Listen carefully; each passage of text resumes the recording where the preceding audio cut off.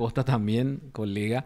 Queríamos saber un poquito, doctora, justamente ayer se desestimaron 7 denuncias de violencia familiar por parte del juez Miguel Palacios, pero aparentemente él lo desestimó por prescripción, pero usted no pidió que sea por prescripción. Así entiendo, Ujú. ¿verdad? Bueno, sí, la verdad te comento, yo estoy de Sí. vacaciones, no obstante, tuve conocimiento de las resoluciones judiciales y he tomado conocimiento de que en las resoluciones judiciales el magistrado desestima por prescripción en todas las causas. Ahora bien, son causas que efectivamente iniciaron en el año 2018, cuando yo no era la fiscal de esa unidad. Yo en esa unidad recién entré en funciones en enero del año 2023. Entonces, yo como titular actual de la unidad me encuentro moviendo las causas que ingresan bajo mi administración, como también depurando aquellas que son de administraciones anteriores. Depurando en el sentido de decir desestimando o imputando o citando indagatoria, pero por sobre todo, si cuando me encuentro con causas, vamos a decir, de años anteriores, con casi nada de diligencia, estoy realizando actos interruptivos a los efectos de poder yo continuar con la investigación. No obstante, estoy desestimando causas que en realidad no por prescripción las estoy desestimando, sino porque en realidad en algunos casos no se dan los presupuestos del hecho punible del artículo 229 del Código Penal, o por un obstáculo legal que sería la duda. La duda en el sentido que bajo mi administración realizamos diligencias a los efectos de tener una versión del denunciante, si es que en su momento se sacó diagnóstico médico, obtener mayor información a los efectos de poder determinar si el hecho existió o no. Muchas veces no damos con el denunciante, pero también sí damos si el denunciante nos refiere totalmente otra circunstancia diferente a lo que está en la denuncia. Entonces, nos vamos desestimando por esos argumentos. Ahora bien, el juez Miguel Palacios no analizó ninguna de las fundamentaciones que nosotros hacemos alusión en nuestros escritos de requerimiento. O sea, cada requerimiento fiscal se encuentra muy bien fundado.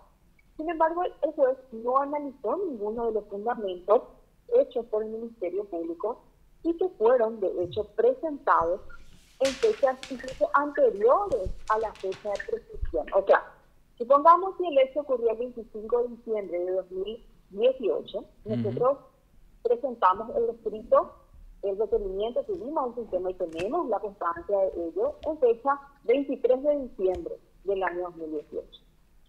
O hubo casos 2024. también, no, 23. Ah, hace un Entonces, año que se ha presentado entonces. antes, supongamos que prescribía el 25, nosotros subíamos el 23. Te doy un ejemplo, ¿verdad? Incluso si prescribía el 25 y subíamos el 25, también lo estábamos haciendo en plazo, porque de hecho es hasta esa fecha donde tenemos tiempo para referir lo que corresponde ante el juzgado. Y tenemos los cargos de cada presentación. El juez no entendemos por qué razón no analizó ninguno de los fundamentos esgrimidos en los requerimientos y por una extraña razón resuelve desestimar las causas, pero por prescripción. Y nos encontramos en una situación bastante que genera, de hecho, un agravio importante al Ministerio Público, porque le está vedando al Ministerio Público, primero, de saber, de tener el acceso al motivo real de esta estimación, porque acá entendemos que habría una fundamentación aparente, porque no se analizó la pretensión del Ministerio Público, y segundo, nos veda a nosotros de seguir impulsando el proceso investigativo, evidentemente ante circunstancias donde se da, por ejemplo, la duda de un obstáculo legal. Eso no impide que Fiscalía en su momento pueda reabrir la causa si así lo considere. Nos toma de sorpresa esta decisión del juez, ya que realmente no nos parece no acorde a lo que dice la ley, y por ende vamos a recurrir conforme los mecanismos que nos da la ley en ese sentido. ¿Por qué te digo esto? Porque el artículo 104 del Código Penal justamente señala cuáles son los actos que interrumpen la prescripción, ¿verdad? Y viéndonos específicamente al 104 del Código Penal, nos vamos al inciso 7, donde habla de un requerimiento fiscal solicitando disposiciones de contenido jurisdiccional. Es decir, la mera presentación del requerimiento ya interrumpió el plazo de prescripción. Independientemente de eso, el juez tampoco dio el trámite del famoso 314, donde se nos vuelva a correr traslados y salida para ratificar nuestra postura, o si no está de acuerdo con nuestra ratificación, remite los antecedentes a Fiscalía General para que en todo caso rectifique. No hizo ese paso. Directamente él resolvió desestimar por prescripción. Entonces, esta es una expresión que nos genera un agravio importante y vamos a recurrir como corresponde. Doctora, pero al final de cuentas, la cuestión se da acá porque no se investigó la denuncia en sí.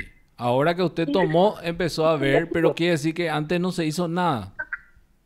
Anteriormente, como te vuelvo a reiterar, bajo administración de otra persona, en su momento no se llamó a citación testifical, por darte un ejemplo, ¿verdad? Yo sí lo hice, en muchos casos vi con la víctima, en otros casos no vi, y me fui por la duda. Pero también hay casos, y eso valga la aclaración, Raúl, donde si bien ingresan las causas por violencia familiar, y a todos nos alarma la gran cantidad de causas por violencia familiar que ingresan al sistema judicial. Creo que entre violencia y prestación, o sea, incumplimiento del deber legal de prestación alimentaria, tenemos una puja de quién va a la cabeza. Bueno, no todas las causas se pueden considerar como violencia familiar. Justamente de estas 7 causas de las que estamos hablando, por ejemplo, hay una donde la hija le denuncia al papá porque el papá se paseaba en ropa interior en la casa y eso le molestaba a ella porque no podía recibir visitas. ¿Sí? Otra donde, por ejemplo, uno le denunció a sus hermanos porque supuestamente les amenazó de muerte con un cuchillo. Yo le cito a la persona y dice, no, en realidad no pasó así. Lo que pasa es que teníamos un problema de herencia familiar y yo quería que ellos salgan de la casa.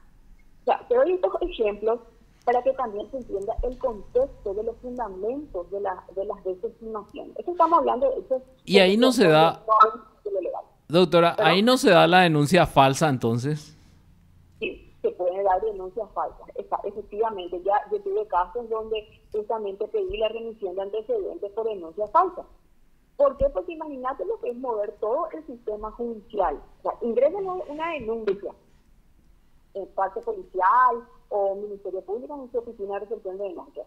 Ingresa, se comunica el inicio de una investigación, o sea, ya ingresa esto al Poder Judicial y finalmente quedamos en una cuestión que no, el problema era la casa, el problema era no, que no me está pasando la plata por los hijos, no, que estamos en divorcio, o cosas como estas, ¿verdad? Donde los familiares se pelean por un mal relacionamiento en la convivencia en sí y no hay un ánimo de sometimiento como tal. Entonces, eso hay que atender y por eso nosotros en estos casos particulares sí la causa grave, porque nosotros explicamos al juzgado por qué estamos desestimando. No estamos desestimando por desestimar, desestimamos con fundamentos. Entonces, quiere decir, eso valga la aclaración, ¿verdad? Doctora, quiere decir entonces que de las estadísticas de violencia familiar que se dan por las denuncias, tenemos que varias también son sin ningún tipo de fundamento. Muchas son sin algún tipo de fundamento conforme a los presupuestos del 2029. Como te digo, hay causas con las que yo me encuentro, causas de años anteriores donde yo sí me doy cuenta que esto sí podría ser violencia y lo cito indagatoria o estoy formulando imputación. Pero no es la mayoría. La mayoría tiene otro tipo de contexto.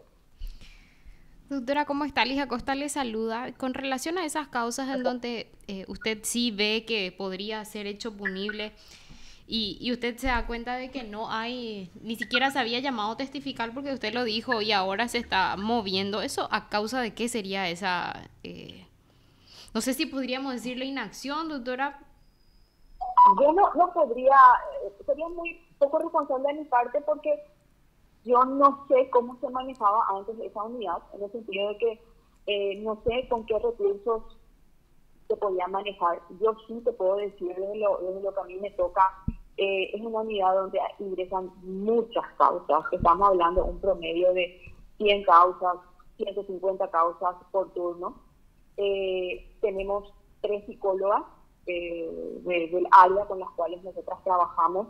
Muchas veces no dan abasto y bueno, esa es nuestra realidad, esa es la problemática, ¿verdad? Aparte de eso, también tenemos situaciones donde las víctimas no aparecen. O sea, hacen la denuncia, vos le llamas, apagado el teléfono, le mandas buscar por policía, no salen, sacás el sitio de búsqueda y localización, nunca aparecen. ¿Sabes cuándo aparecen? Aparecen cuando tienes que gestionar tu cédula, por ejemplo. Años después. Y nos encontramos con esa situación, ¿verdad? Donde muchas veces a la víctima vos tampoco podés obligarle porque le vas a estar revictimizando y mucho menos sacar una orden de detención en ese contexto. O sea, por no ir a declarar una persona que hizo una denuncia de violencia familiar, en ese contexto no puede sacar una orden de detención. Diferente en los otros casos, en otras investigaciones, de otros hechos punibles, donde sí podrías, ¿verdad? Donde no está la problemática de la revictimización. Pero en este caso en particular hay que saber, hay que tener un enfoque para investigar. Doctora, me decís que son 100 a 150 causas por turno. ¿Y cuántos fiscales son? ¿Le dan abasto a ustedes? Porque evidentemente es mucho. Es mucho. Somos 4 fiscales, 4 mujeres fiscales. Ahora, gracias a Dios, el fiscal general Emiliano Rolón ha dispuesto la creación de 2 unidades especializadas más, que nos va a dar también bastante respiro. Consideramos eso un apoyo importante de nuestro superior jerárquico, porque nosotras 4 estábamos entrando de turno en menos de un mes cada una, con un promedio de causas, como ya te dije, ¿verdad? Quizás no todas imputar, pero acordate que también tenés que darle un trámite y encima de eso tenés las causas de donde obviamente tenés que eliminar, tenés juicios orales, tenés que plantear recursos, o sea, tenés que darle una importancia a cada causa. Ojalá que con este ingreso de las 2 colegas a nuestra unidad también podamos tener un poco más de fuerza, ¿verdad?, para poder encarar todas las investigaciones y darle una respuesta a la ciudadanía. Y en este caso, las que tienen que desestimarse, porque evidentemente algunas no son hechos punibles, eso de repente, usted dice que están remitiendo a la fiscalía por falsa denuncia. ¿Cuánto sería el porcentaje? ¿Cuántos casos se dan así de repente, doctora? Te comento, yo cuando presento, no en estos casos, te doy un ejemplo en particular en una causa, yo requiero la desestimación. Y al requerir la desestimación, solicito al juzgado que, según su entender, ¿verdad?, según su resolución, pero que solicita él la remisión de antecedentes por denuncia falsa. Pero muchos no lo hacen, ¿verdad?, sino que directamente dan el trámite del 314 para que Fiscalía General rectifique o ratifique. Entonces nos encontramos también con situaciones donde muchas veces Fiscalía General ratifica nuestra postura, pero también rectifica y dice, bueno, falta investigar un poco más, hacer tal o cual diligencia, y seguimos investigando. Entiendo. Doctora, le agradecemos muchísimo su tiempo, muy amable. Le agradezco a ustedes el espacio, y por sobre todo para aclarar nuestro trabajo, porque nuestro trabajo no es fácil. Y muchas veces no se sabe el por qué se desestimó y por qué ahora recién se desestimó. Entonces agradezco el tiempo y la posibilidad de haber aclarado esta situación. A usted, doctora, a usted, muy amable. Usted está escuchando PDS.